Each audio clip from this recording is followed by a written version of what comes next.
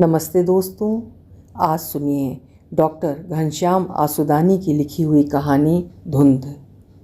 Doctor Ghanshyam Asudani एक सुपरिचित हिंदी लेखक, साहित्यकार और शिक्षाविद हैं जो अपनी अद्भुत साहित्यिक क्षमता, संवेदनशीलता और उत्कृष्ट लेखन के लिए जाने जाते हैं। प्रस्तुत है उनकी कहानी मेरी ज़ुबानी। मैं हूँ सीमा सिंह। इंसान को सबसे अच्छी नींद शायद अपने ही घर में आती है। अपना घर, ये शब्द जितना साधारण है उतना ही वो रितिका के लिए असाधारण था। पिछले कई सालों से, जो उसे कई सदियों से लगते थे, वो अपना घर ही तो तलाश रही थी। कम से कम आज की रात तो उसका घर ट्रेन में ही था। वो सबसे ऊपर के बर्थ पर सोई थी और उसकी पालवी उसके पेट से लिपटी हुई थी। वो और उसकी पालवी, यही तो था उसका पूरा संसार। जहाँ ये दोनों आपस में लिपट कर सो जाएं, वहीं हो गया उनका अपना घर। वैसे चेहरे तो थे और भी कहने को उसके संसार में, किंतु वो चाह कर भी उन्हें अपने घर में समेट नहीं पाती थी।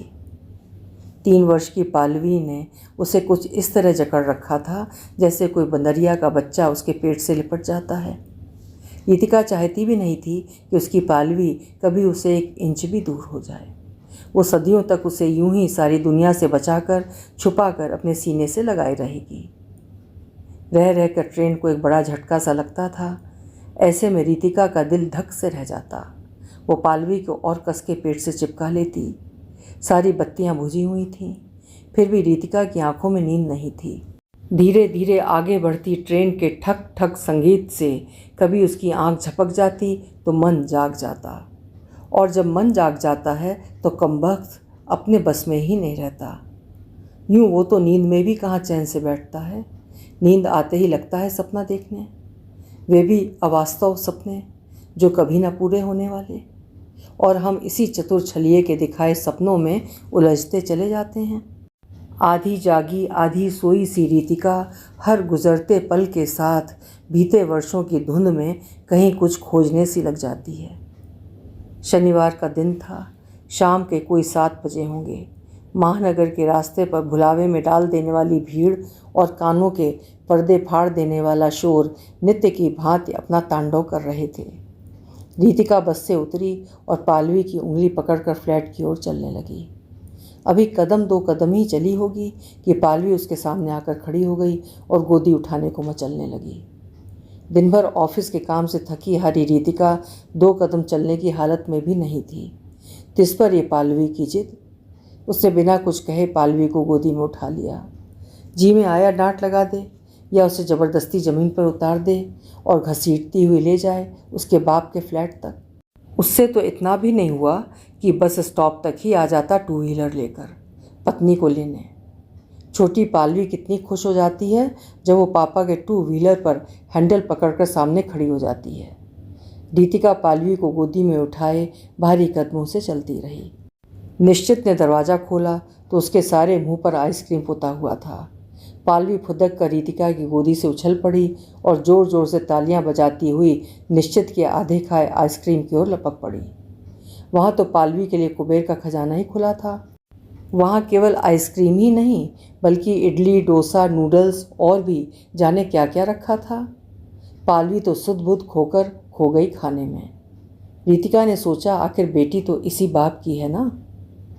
अरे रितु, मुझे फ़ोन कर देती तो मैं लेने आ जाता बस स्टॉप तक। तुम आइसक्रीम खा रहे थे ना, सोचा चली जाती हूँ मैं ही, किसी को क्यों तकलीफ़ दूँ। यूँ भी इतने वर्षों से अकेली ही तो चल रही हूँ। तुमने कैसे जान लिया कि मैं आइसक्रीम खा रहा हूँ? वो पालवी को खुशबू आ गई थी तुम्हारी आइसक्रीम की बस स्टॉप पर ही। चलो जाने दो, ऑफिस से आया तो मुझे भूख लगाई थी, सो थोड़ा कुछ मंगवा लिया बाहर से।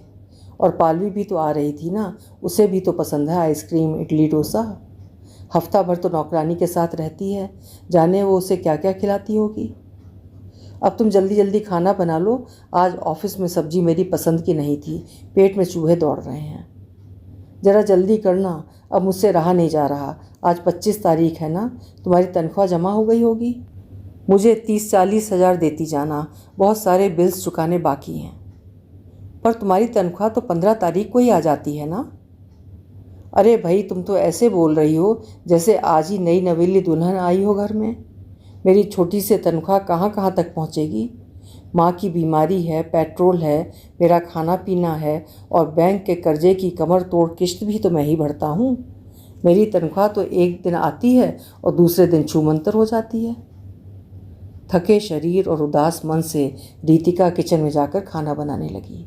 पालवी वहीं आकर उसके पैरों से लिपट गई। मम्मी, नींद आ रही है, सुला दो ना। तभी निश्चित भी किचन में आ गया। अरे वाह, सुगंध तो बड़ी सोहनी आ रही है। क्या बना रही है मेरी ऋतु रानी? अब तक वो रीतिका के बहुत करीब आ गया था। कढ़ाई में उबलते तेल और पैरों में लिपटी पालवी की सुध किए बिना निश्चित ने पीछे की ओर से रीतिका को कसकर अपनी बाहों में जकड़ लिया। रीतिका ने परेशान होकर निश्चित को बड़े जोर से पीछे ढकेल दिया।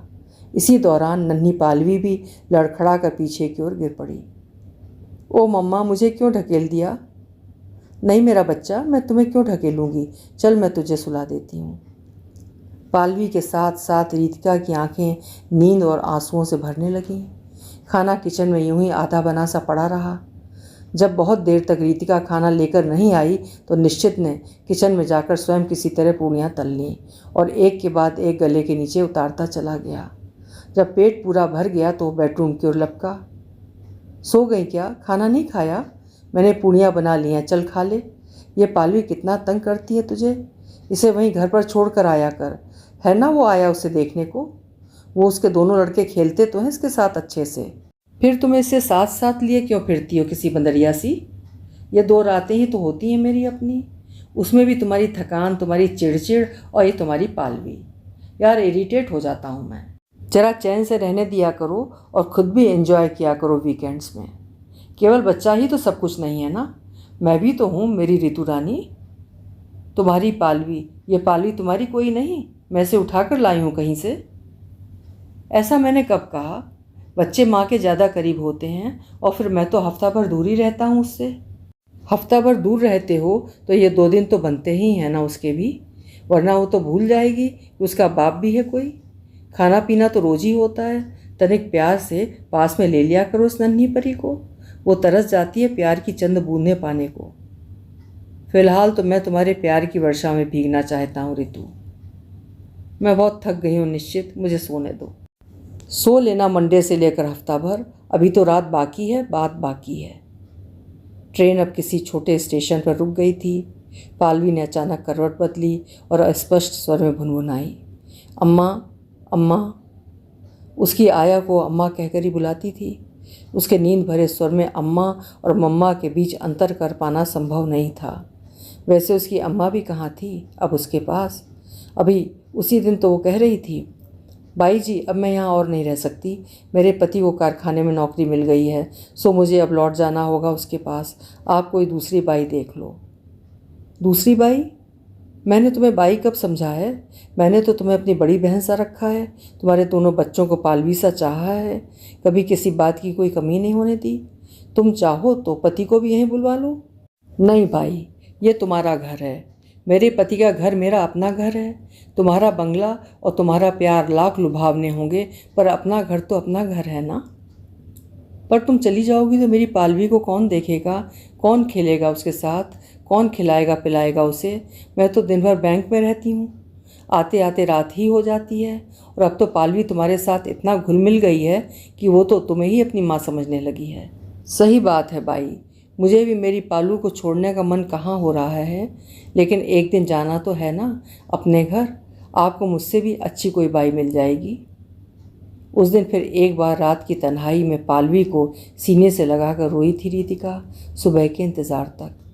कितनी अकेली, कितनी तन्हा थी वो सबके रहते भी। ट्रेन ने एक और जोर का झटका खाया और रीतिका की अधखुली आंखें पूरी तरह खुल गईं। उसने नीचे के यात्री से पूछा, कौन सा स्टेशन है भैया? उत्तर मिला, अकोला। उसकी मंजिल दूर थी अभी। पालवी नींद में कुछ कुनमुनाई तो रीतिका ने करवट बदल कर उसे दीवार की ओर कर दिया ताकि उसकी आंख लगने पर ट्रेन के झटके से वो कहीं छूट कर न गिर जाए। ट्रेन चली तब भी उसका मन अकोला में ही अटका रह गया। अभी पिछले ही महीने आई थी वो यहाँ अकोला। बड़ी बहन को लड़का हुआ था, खूब खेली थी पालवी बहन की बड़ी लड़की के साथ। अब तक पालवी कुछ गिने चुने शब्द ही बोल पाती थी।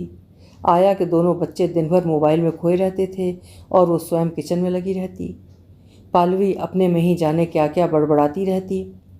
इधर 3-4 दिन में बड़ी बहन के परिवार में वो काफ़ी कुछ बोलना सीख गई थी। मौका पाकर बड़ी बहन ने सलाह भी दे डाली थी, तुम अलग क्यों नहीं हो जाती ऐसे निठल्ले इंसान से? जिम्मेदारी के नाम पर निरा शून्य है तेरा कसम। केवल बच्चा पैदा करना आता है उसे? बच्चे को पालना पढ़ाना लिखाना कितना कठिन है ये वो क्या जाने। उसे केवल रात में बिस्तर का सुख और दिन में भोजन का स्वाद इतना ही मालूम है। नौकरी की खातिर कई लोग एक दूसरे से दूर रहते हैं, किंतु अपनी अपनी जिम्मेदारी बखूबी निभाते हैं। शरीरों में अंतर कितना भी हो, जब मनों में अंतर आ जाता है तो रिश्ते चरमराने लगते हैं। प्यार की डोर ही पति पत्नी के रिश्ते को बांधे रखती है। जब वही कमज़ोर हो जाए तो ऐसा रिश्ता कब तक टिक सकता है? रीतिका भाव शून्य मुद्रा में दीदी का सारा वक्तव्य सुने जा रही थी। यूँ दीदी की बात गलत भी कहाँ थी, सभी तो यही बात कहते थे उसे। उस दिन पापा का भी तो धीरज जवाब दे गया था जब वो बुखार से तपती पालवी को लेकर अकेली मायके पहुंच गई थी। ये कौन सी शादी है तेरी रीतू? ये कैसा पति है तेरा? जरा भी फिक्र नहीं उसे अपनी बच्ची की। कब तक तुम यूं अकेली लिए फिरोगी बच्ची को? कब तक भटकोगी यूं इस घर से उस घर? तलाक दे दो उसे। अभी ज़िंदगी बाकी बहुत है तुम्हारी। मिल जाएगा कोई साथी तुम्हें जो तुम्हें समझ सके और प्यार दे सके। जब जब रीतिका घर शब्द सुनती तब तब उसे हंसी सी आ जाती थी। बहुत देखे थे उसने घर, अपने भी और दूसरों के भी, पर कभी ठीक से जान ही नहीं पाई थी कि ये घर होता कैसा है। कई बार वो संभ्रम में ज़िंदगी से सवाल कर बैठती कि उससे कब कहाँ क्या छूट गया था। पर ज़िंदगी तो केवल चलना जानती है, सवाल जवाब करना इंसान की फितरत है। वो तो निष्काम भाव से कदम कदम बढ़ी चली जाती है। पिताजी का कहा हुआ तलाक शब्द किसी गोली की भांति उसके मस्तिष्क को चीरता हुआ आर पार निकल गया था। वो असह्य पीड़ा से तिलमिला उठी थी। इसी पिता ने तो सिखाया था कि रिश्तों को तोड़ना बहुत आसान होता है, उन्हें जोड़ना ही कठिन होता है। तलाक लेकर क्या वो अपनी मंजिल पा लेगी? यही तलाक शब्द लेकर पहुंची भी थी एक दिन निश्चित के पास। तलाक वो क्यों चाहिए तुम्हें? क्या तकलीफ़ है तुम्हें मुझसे? तकलीफ़ तुमसे नहीं निश्चित, तकलीफ़ मुझे अपने प्रारब्ध से है। लिखने वाला किसी किसी की किस्मत ऐसी स्याह लकीरों से लिख देता है जिनमें कहीं कोई उजली किरण ही नहीं होती। मैं भी शायद वक्त के ऐसे ही ठुकराए हुए इंसानों में हूँ। तुम्हारी ये बड़ी बड़ी बातें मेरी समझ में नहीं आती। मैं बस इतना जानता हूँ कि मैं तुम्हें और पालवी को बहुत प्यार करता हूँ। मुझसे जितना बन पड़ता है मैं सब कुछ तो करता हूँ तुम्हारे लिए। फिर जाने किस बात की शिकायत है तुम्हें मुझसे? कुछ स्पष्ट कहती भी तो नहीं हो। कुछ बता दो तो शायद मैं कुछ सुधार कर पाऊँ स्वयं में। और क्या तलाक लेकर तुम बहुत सुखी हो जाओगी? अकेली हो जाओगी? अकेली? मैं भी अकेला हो जाऊँगा संसार में। वहाँ से चली तो भीतर का बवंडर इतना तेज हो गया था कि उसमें अब तक के सारे चेहरे और सारे मंजर बड़ी तेज गति से घूमते हुए एक दूसरे में विलीन होते जा रहे थे। संभ्रमित सी इसी अवस्था में दूर कहीं से उसे सोनम भी याद हो आई। बचपन की सखी थी उसकी सोनम। इस बार बहुत सालों के अंतराल के बाद आई थी वो उसके घर। रीतिका का मन एक बारी बल्लियों उछल पड़ा। अब कुछ समय तो वक्त के थपेड़ों से दूर बचपन की यादों के आगोश में बिता पाएगी। ये भी कि अब वो अपना सारा दिल सखी के सामने खोल कर रख देगी। रात आई तो दोनों सखियों ने हाथों में हाथ डाल घर आंगन की कई कई बातें बांटी। सालों से संचित अवसाद रीतिका की आंखों से झरझर बह चला। आधी रात गए जब उसे कुछ सुकून लगा तो उसने किसी नन्हे शिशु की भांति अपनी सखी के आंचल में मुँह छुपा लिया। रीतिका, मैं समझती हूँ इस संसार में सर्वथा सुखी और परिपूर्ण तो शायद कोई नहीं है। प्यार की प्यास सभी को होती है, मिलता भी है कभी कहीं वो, किंतु अक्सर जहाँ उम्मीद हो उसकी वहाँ नहीं मिलता और शायद यहाँ वहाँ बिखरा होता है वो टुकड़ों टुकड़ों में। उन टुकड़ों को समेटते समेटते ज़िंदगी बीत जाती है। शायद हम थक भी जाते हैं, हताश हो जाते हैं। फिर एक तलाकशुदा स्त्री आज के तथाकथित आधुनिक समाज में भी तिरस्कृत ही रहती है, किसी सांझी संपत्ति सी जिस पर हर कोई अधिकार जताना चाहता है। बस सोनम, अब मैं और नहीं सुन सकती। सच कहती हो तुम, थक गई हूँ मैं जीवन की इस आपाधापी से। सचमुच नहीं जानती मैं कि कहाँ जा रही हूँ और क्या चाहती हूँ मैं जीवन से और अपने आप से भी। चारों तरफ एक कभी न ख़त्म होने वाली धुंध है सोनम, बहुत गहरी धुंध। आज फिर किसी छाँव की तलाश में चली जा रही थी वो, मरुस्थल में मृग तृष्णा के पीछे पीछे। आज फिर वो स्वयं को नितांत अकेला महसूस कर रही थी। उसकी पालवी भी अकेली थी। नहीं, वो कैसे अकेली हो सकती थी? उसकी मम्मा है ना उसके साथ। संसार की हर गर्म हवा से बचाने वाला आंचल लिए। तड़के 5 बजे ही वो माँ के घर पहुँच गई थी। माँ ने बड़े प्यार से पालवी को अपनी गोद में ले लिया था। जितने दिन रीतिका मायके में रहती उतने दिन उसे पालवी की फिक्र नहीं रहती थी। अपनी नानी के साए तले बिल्कुल सुरक्षित रहती थी। सोचती कि छोड़ दे पालवी को सदा के लिए अपने नाना नानी के पास, पर फिर वो कैसे जिएगी उसके बिना। रात को जब थकी हारी घर लौटती है तो पालवी के एक मुस्कान भर से उसकी सारी थकान मिट जाती है। उसमें एक नई ऊर्जा का संचार हो जाता है। उसकी मासूम किलकारियाँ उसे जीने की प्रेरणा देती हैं। सारे नकारात्मक विचार नन्ही पालवी की निरीह हंसी में घुल जाते हैं। हर रात जब वो उससे लिपट कर सो जाती है तो उसका मन भी नन्ही पालवी सा निश्चल हो जाता है। एक बारगी सारे संसार के अपराध क्षमा कर देती है। इस बार तो पालवी को देखने वाली बाई भी जा चुकी है। अब तो कुछ समय के लिए पालवी को नाना नानी के घर ही छोड़ना होगा। अब तो उसे अपना मन पक्का करना ही होगा। जब कभी रीतिका बहुत परेशान हो जाती है तो वो जाने कब और कैसे अपने बचपन की ओर लौट जाती है। आज भी उसने अपनी माँ के गले में बाहें डालकर मासूम सा सवाल पूछा, अब मैं क्या करूँ माँ? बेटा, तू किसी शीशे से नाजुक और किसी मंदिर की लौ सी पवित्र है, किंतु संसार में 5 उंगलियां तो बराबर नहीं होती। निश्चित भी अपनी जगह सही है। उससे जितना होता है उतना वो करता है तुम लोगों के लिए। हर व्यक्ति अपनी अपनी परिधि में ही घूमता है, अपने अपने संस्कारों की डोर से बंधा होता है। सही गलत के सारे पैमाने इंसान के अपने बनाए हुए होते हैं। मेरे लिए जो सही है वही तुम्हारे लिए गलत हो सकता है। इसीलिए हमें सदा अपने कर्तव्य करते रहना चाहिए, हमेशा आगे ही देखना चाहिए। माँ की ऐसी आश्वासन भरी बातें रीतिका को बहुत दिलासा देती हैं। सोचकर तो गई थी कि पालवी को कुछ दिन माँ के घर छोड़ आएगी, किंतु पालवी अब भी उसके पास उससे लिपटी बर्थ पर सो रही थी। वो तो उसके सफ़र का अभिन्न हिस्सा थी। सफ़र में यदि धूप है तो क्या वो अपनी पालवी का हाथ छोड़ देगी? धूप रहे तो रहे, पर ये मुसाफिर, ये हौसला कायम रहे। वो तो अपनी पालवी का हाथ पकड़े सदा आगे बढ़ती रहेगी। संसार साथ दे न दे, वो अपनी पालवी का सदा साथ देगी। इसी एक ख्याल से कि वो अकेली नहीं, कोई एक नन्ही परी है उसके साथ। रीतिका की शुष्क आंखों की कोर में एक नन्हा सा आंसू का टुकड़ा उगाया था। स्टेशन की गहमा गहमी और यात्रियों के चढ़ने उतरने की आवाज़ों से रीतिका की आंखें खुलीं। उसने खिड़की से झांक कर देखा तो उसका शहर आ गया था। वो ट्रेन से उतरी और पालवी का हाथ पकड़कर स्टेशन से बाहर की ओर चलने लगी। आज पालवी ने गोदी उठाने की जिद नहीं की थी। अपनी उंगली थामे कदम कदम चलती पालवी को देखकर रीतिका का मन भी उसी के साथ साथ एक एक कदम बढ़ चला, जिंदगी का हाथ थामे किसी अनजान मगर उजली मंजिल की ओर। अभी आप सुन रहे थे डॉक्टर घनश्याम आसुदानी की लिखी हुई एक सार्थक और सकारात्मक कहानी धुंध। उम्मीद है कहानी आपको ज़रूर पसंद आई होगी। पसंद आई हो तो कहानी को लाइक और शेयर करिएगा और चैनल भी सब्सक्राइब कर लीजिएगा। कहानी सुनने के लिए बहुत बहुत धन्यवाद।